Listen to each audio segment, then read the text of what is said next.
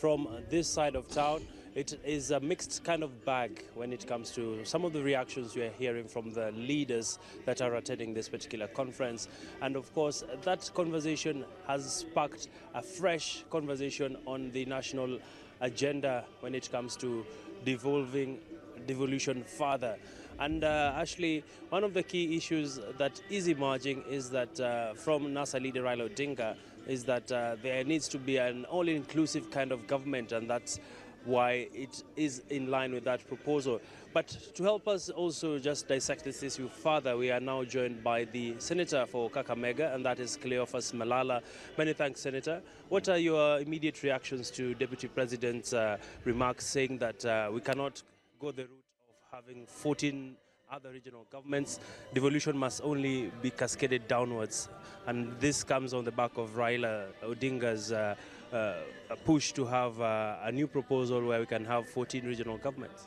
I think I want to take this opportunity to say that this conference has given us a platform to talk to each other, to advance conversations that are going to improve the efficiency of devolution.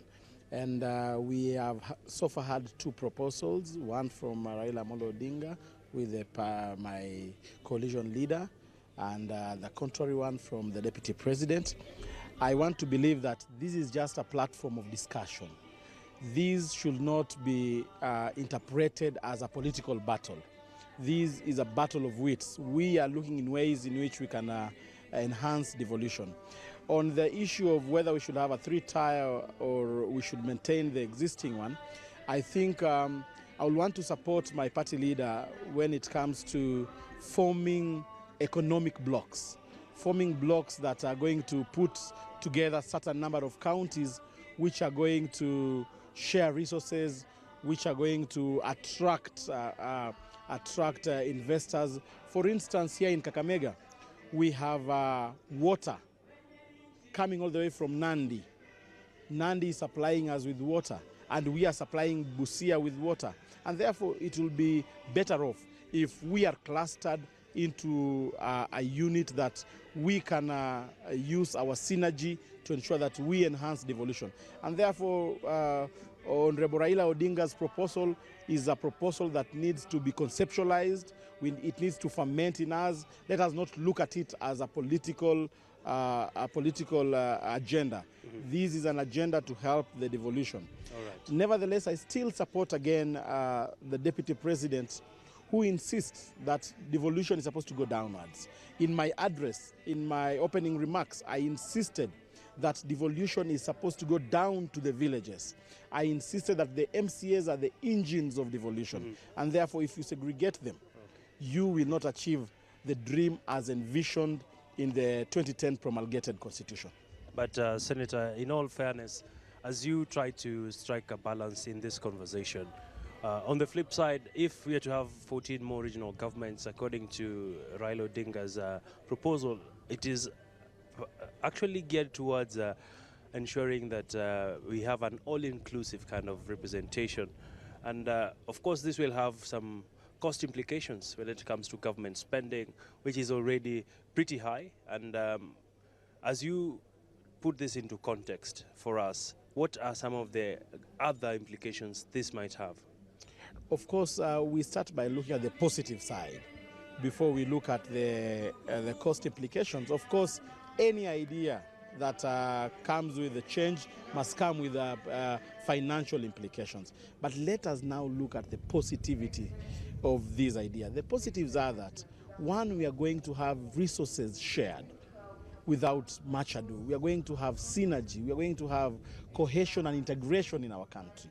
Like, for example, if Kakamega is clustered with Wasingishu, with Nandi, we are going to have communities which have never sat on one platform, sitting on platforms of discussion, sitting on platforms of development and engagement in terms of improving devolution. All right. So I would want us to approach these debates with a sober mind, with a clean mind. Let us not introduce political undertones at this early stage. I think it's an idea Raila has put on the table, and we need to interrogate it even deeper so that we get the best out of it. And finally, Senator, when this conversation was sparked off by the NASA leader, it's supposed to take Kenya towards a referendum, because this change would require a national referendum, and of course there are other issues that have been up for discussion around having a review of the constitution to have the executive prime minister position be reworked in the constitution. And from where you sit, what are the chances of Kenya going for a referendum to settle the legal gaps and the sort of saving the national fabric of the country to have an all-inclusive government? Where there's a will, there's a way. You remember in 2008, after the post-election violence, we had what we called a national accord, whereby we introduced the office of the Prime Minister without going to a referendum. And I want to assure Kenya that we can still have these changes introduced gradually and in a creative way without necessarily subjecting Kenyans into a referendum.